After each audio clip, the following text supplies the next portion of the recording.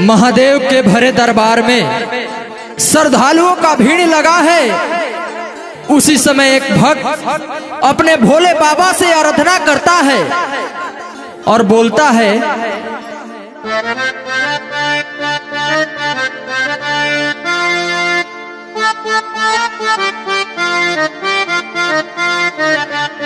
जैसे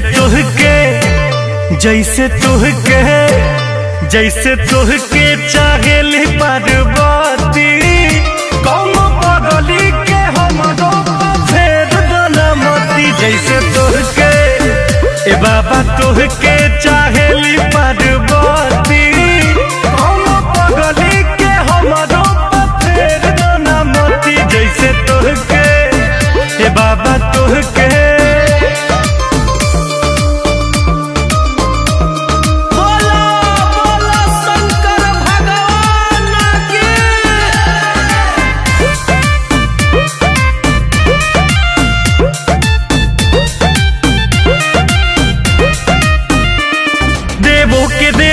देव देव महादेव देव जी भजन करी, फिर दीन जार हमरो ऊपर बड़ी देर से सुमिरन करी। परिला राउर पानिया ए भोले बाबा, लोभर मिली कोरिया ए भोले बाबा।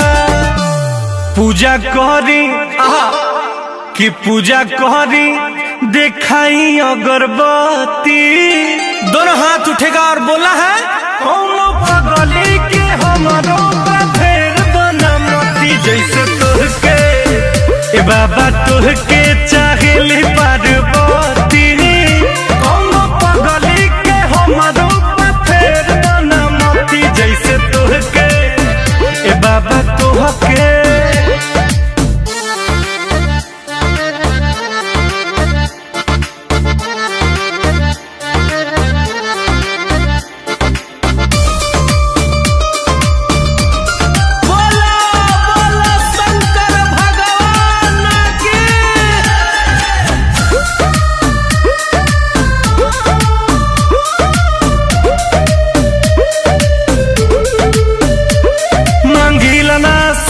चनी मांगिला नाही महल जी, तेरी हाथ हमरा माथ पायत ने कदी ही कहल जी।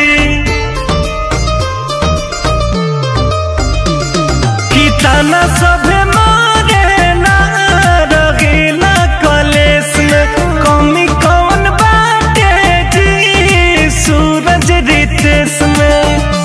त माफ कह दी माफ कह दी जमन भइल गलती, बाबा जागा हो, कौनो पगली के हमरो फेर दलमती। जैसे तुहके ए बाबा तुहके चाहेली पार्वती, कौनो पगली के हमरो फेर दलमती। जैसे तुहके भोला जी तुहके